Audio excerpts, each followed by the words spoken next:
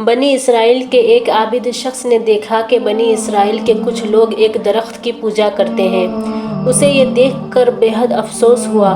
وہ گھر گیا اور کلہاڑا اٹھایا اور درخت کاٹنے کے لیے چل پڑا۔ ابھی وہ راستے میں تھا کہ شیطان انسانی صورت میں اس کے سامنے آیا اور کہنے لگا، بندے خدا، تم یہ فضول کام کیوں کر رہے ہو؟ اس درخت کو کاٹنے سے تمہیں کیا فائدہ ملے گا؟ عابد کو اس کی بات پر سخت غصہ آیا۔ آخرکار دونوں میں لڑائی شروع ہو گئی۔ چند لمحوں میں شیطان گر گیا اور عابد اس کے سینے پر چڑھ گیا۔ شیطان جب اپنی شکست دیکھی تو کہنے لگا، ہم دونوں آپس میں سمجھوتا کر لیتے ہیں، تم اس درخت کو نہ کاٹو، میں وعدہ کرتا ہوں کہ روزانہ 2 دینار تمہیں دے دیا کروں گا۔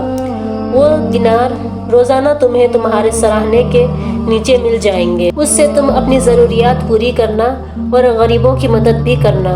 اس بات پر عابد راضی ہو گیا اور درخت کاٹے بغیر واپس ہو گیا۔ 2 دن تک تو عابد کے سراہنے 2 دینار ملتے رہے، لیکن تیسرے دن یہ سلسلہ بند ہو گیا۔ عابد نے کچھ دیر انتظار کیا اور غصے سے بھرا کلہاڑا لے کر درخت کاٹنے کے لیے چل پڑا۔ راستے میں پھر شیطان کھڑا نظر آیا۔ شیطان نے پوچھا، کہاں جا رہے ہو؟ عابد نے کہا، درخت کاٹنے جا رہا ہوں۔ شیطان نے کہا، میں تمہیں ہرگز درخت کاٹنے نہیں دوں گا۔ وہ دونوں پھر لڑ پڑے، لیکن اس بار شیطان نے عابد کو چت کر دیا اور وہ اس کے سینے پر چڑھ گیا اور کہا، اگر تو نے درخت کاٹنے کا سوچا تو میں تجھے جان سے مار دوں گا۔ عابد نے ڈر کے مارے کہا کہ میں تم سے وعدہ کرتا ہوں کہ میں درخت کو ہاتھ بھی نہیں لگاؤں گا، بس اس بات پر مجھے چھوڑ دو اور یہ بھی بتاؤ کہ پہلی بار تم زیر ہو گئے مگر آج تم نے مجھے چت کر دیا۔ شیطان نے کہا، پہلی بار تم خدا کے لیے درخت کاٹنے جا رہے تھے، اس لیے میں زیر ہو گیا تھا، کیونکہ اس پر میرا کوئی بس نہیں چلتا۔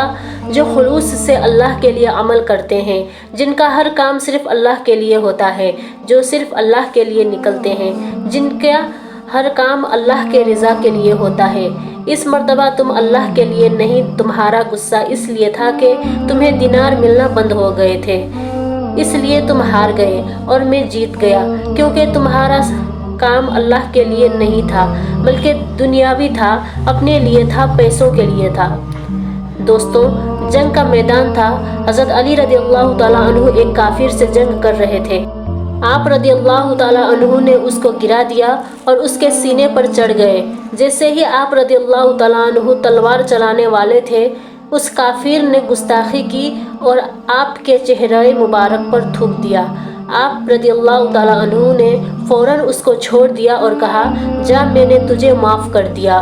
وہ شخص حیران ہو گیا اور پوچھنے لگا، اے علی، تم نے مجھے گرا دیا تھا، تم مجھے قتل کر سکتے تھے، میں نے تمہارے چہرے پر تھوک دیا، لیکن اس کے باوجود تم نے مجھے چھوڑ دیا، مجھے بتائیں یہ کیا بات تھی؟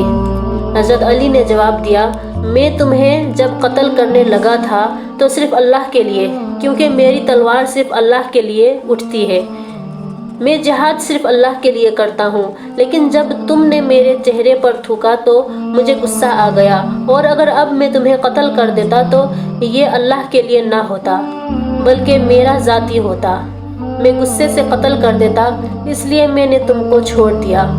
وہ شخص اتنا متاثر ہوا کہ کلمہ پڑھ لیا اور مسلمان ہو گیا۔ جب ہم کوئی بھی کام اللہ کے رضا کے لیے کرتے ہیں تو اس میں اللہ کی مدد ہمارے ساتھ ہوتی ہے، ہم اللہ کی پناہ میں ہوتے ہیں، لیکن جب ہمارا کام دنیاوی ہوتا ہے اور دنیا ہی ہمارے لیے سب کچھ ہوتی ہے تو پھر شیطان ہم پر قاری ضرب لگاتا ہے، پھر شیطان ہمارے رگوں میں دوڑتا ہے۔